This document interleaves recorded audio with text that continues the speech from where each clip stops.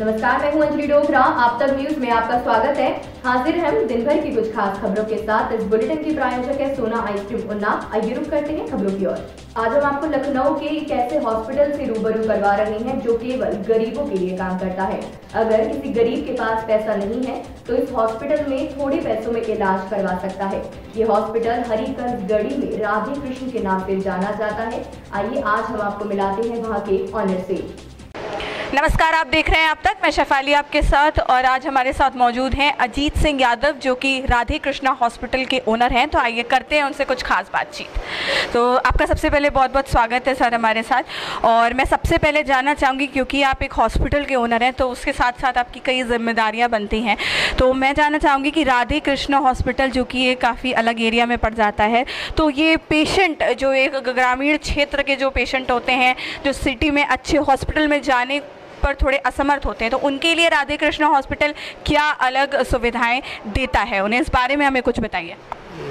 Radhe Krishna hospital ये 2015 में हमने रजिस्टर्ड करवाया है, और उसके बाद से इससे पहले मैं 1-2 हॉस्पिटल गया। हमारे घर परिवार के लोग बीमार रहते हैं तो हॉस्पिटल जाता हूँ तो देखता हूँ आजकल हॉस्पिटल में जो प्राइवेट हॉस्पिटल हैं वहाँ 10,000 जमा करिए, 20,000 जमा करिए। उनके पास क्या है क्या नहीं है, इससे प्राइवेट हॉस्पिटल को कोई लेना देना नहीं है। तो सिर्फ इसी सोच के साथ मैंने हॉस्पिटल डाला है।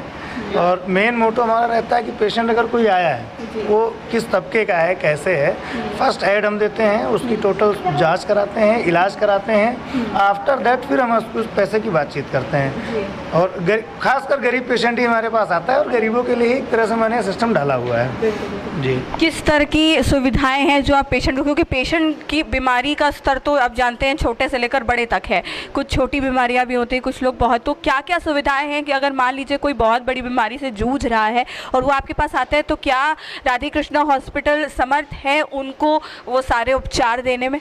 हाँ, अभी इसके लिए एक्सटेंशन का प्रयास चल रहा है। आईसीयू नहीं है हमारे पास, जनरल हॉस्पिटल है, जनरल ऑपरेशन होते हैं।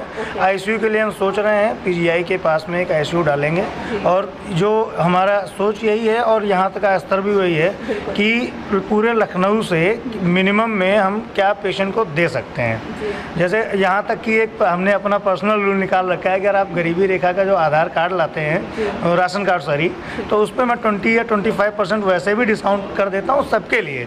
कोई ये नहीं है कि आप गरीबी रेखा कार्ड लेके आएंगे तो आपको डिस्काउंट मिलेगा। ये है हमारा यहाँ का।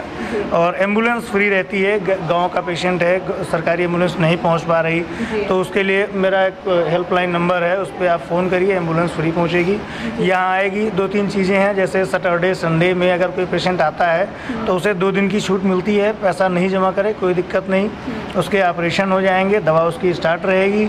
जब मंडे को बैंक खुल जाएगा तभी हम उससे पैसे की डिमांड करेंगे। 2 दिन उसका फ्री ऑफ कॉस्ट इलाज चलता है। जी,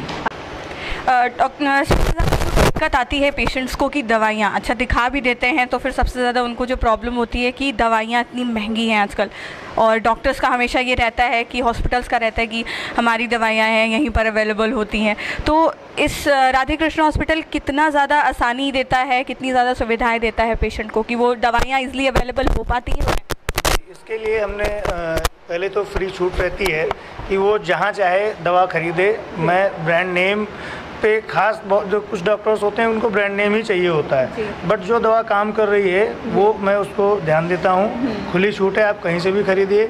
और मार्केट में जो जब सबसे सस्ती दवा मिलती है, इन द सेंस कि वो क्वालिटी बेस पे ख़राब ना हो, बट कई ऐसी चीज़ें रहती हैं कि आप किसी कंपनी से ले रहे हैं तो उसकी बहुत महंगी है, और सेम दवा किसी दूसरी कंपनी की आपको मार्जिन रेट में मिल जा रहा है। तो वो चीज़ हम खुद सर्च करके पेशेंट को अवेलेबल कराते हैं कि आप वहाँ से ये चीज़ ले लीजिए, आपको सस्ती पड़ेगी।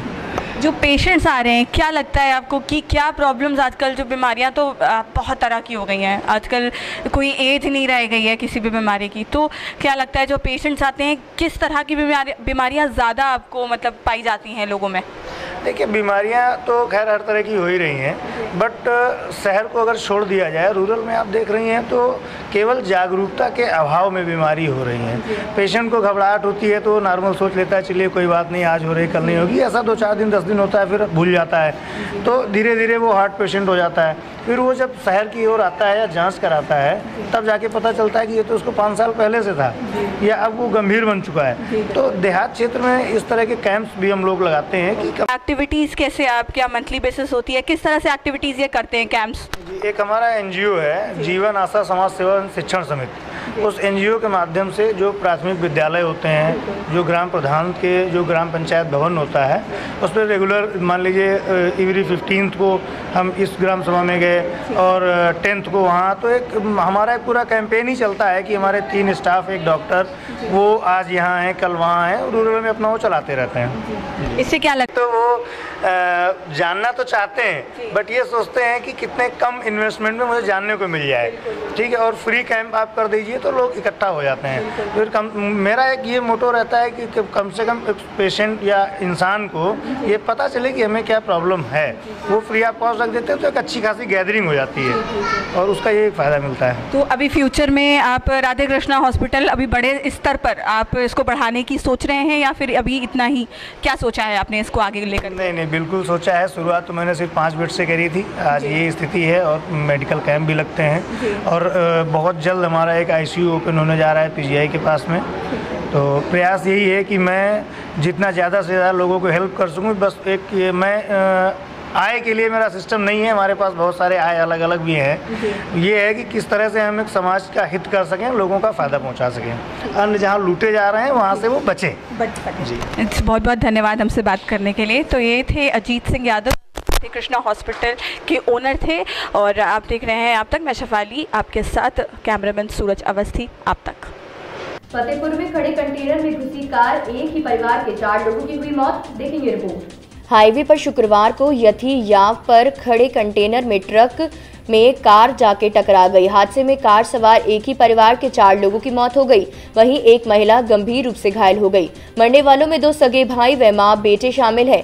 कानपुर में बेटे का इलाज कराने के बाद कार सवार खागा लौट रहे थे। दुर्घटना की जानकारी पर परिजनों में कोहराम मच गया। फतेहपुर के खागा कोतवाली के चौड़ा खेर कस्बा निवासी रामकिशन अपने परिवार के साथ बेटे आशु का इलाज कराने कानपुर गए थे। शुक्रवार की रात वे कार से लौट रहे थे। हाईवे पर थिरियाव के पास रात लगभग 1 बजे खड़े कंटेनर में उनकी ऑल्टो कार पीछे से घुस गई। टक्कर इतनी तेज थी कि कार में सवार 38 वर्षीय रामकृष्ण, उनकी पत्नी 34 वर्षीय राधा देवी, 2 वर्षीय पुत्री आशु और 35 वर्षीय भाई संतोष की मौत हो गई। संतोष की पत्नी 30 वर्षीय प्रीति देवी गंभीर रूप से घायल हो गई। हादसे के बाद हाईवे के इलाहाबाद और जाने वाली लेन पर यातायात बाधित हो गया। रात में पुलिस मौके पर पहुंची और घायल महिला को अस्पताल भिजवाया। इसके बाद क्षतिग्रस्त वाहन को किनारे कराकर यातायात बहाल कराया गया। खागा थाना अध्यक्ष संतोष कुमार शर्मा ने बताया कि कंटेनर ट्रक खड़ा कर चालक होटल में खाना खाने गया था। हाईवे पर काम चल रहा था, जिसके चलते कंटेनर सड़क पर ही खड़ा था। उधर एक ही परिवार के 4 लोगों की मौत की सूचना पर परिवारजन बेसुध हो गए हैं। कन्नौज जनपद से सपा सुप्रीमो अखिलेश यादव की पत्नी डिंपल यादव ने भरा नामांकन। देखेंगे रिपोर्ट। कन्नौज में समाजवादी पार्टी की उम्मीदवार और सपा सुप्रीमो अखिलेश यादव की पत्नी डिंपल यादव ने नामांकन किया और थोड़ी देर में जनसभा को संबोधित करेंगे। अखिलेश यादव और उनकी पत्नी डिंपल यादव मंच पर मौजूद रहेंगे। डॉक्टर मरीजों से बोलेंगे दवा टाइम पर खाएं और मतदान करने जाएं। देखेंगे रिपोर्ट। डॉक्टर अपनी ओपीडी में आने वाले मरीजों का इलाज ही नहीं बल्कि मतदान की भी अपील करेंगे। AMA की पहल पर कुछ डॉक्टरों ने ये व्यवस्था शुरू कर दी है। एसोसिएशन की ओर से ये पहल इस उद्देश्य से की गई ताकि अधिक से अधिक लोग मतदान करने बूथ तक पहुंचे। AMA से जुड़े डॉक्टरों ने मतदाता जागरूकता के लिए नायाब तरीका चिकित्सकों ने अपनाया है। जनपद में करीब 1300 डॉक्टर इलाहाबाद मेडिकल एसोसिएशन से जुड़े हैं। इसमें अधिकांश निजी डॉक्टर हैं। मरीजों के परामर्श पर्चे पर दवा लिखने के बाद नीचे चिकित्सक मोहर लगाते हैं, जिसमें मतदान अवश्य करने की अपील की प्रिंट है। वाहन चोरों के लिए बाइक की कीमत 1200 रुपए। अलीगढ़ में 5 कबाड़ी पकड़े गए। देखेंगे रिपोर्ट। कबाड़ में खप रहे चोरी के वाहनों का बड़ा मामला सिविल लाइन क्षेत्र में पकड़ा गया। चोरी की 2 बाइक के साथ पकड़े गए 4 वाहन चोरों की निशानदेही पर पुलिस ने कबाड़ियों के ठिकाने से 2 स्कूटर समेत 8 बाइक और बरामद कर ली। इनमें से 1 कटी हुई है। 5 कबाड़ी भी पकड़े गए, अभी 1 फरार है। चोरों ने बताया कि कबाड़ी से वह 1 बाइक का सौदा 12 से 1400 रुपए में करते थे। कबाड़ी इसी बाइक के पार्ट्स करीब 5000 रुपए में बेच देता था।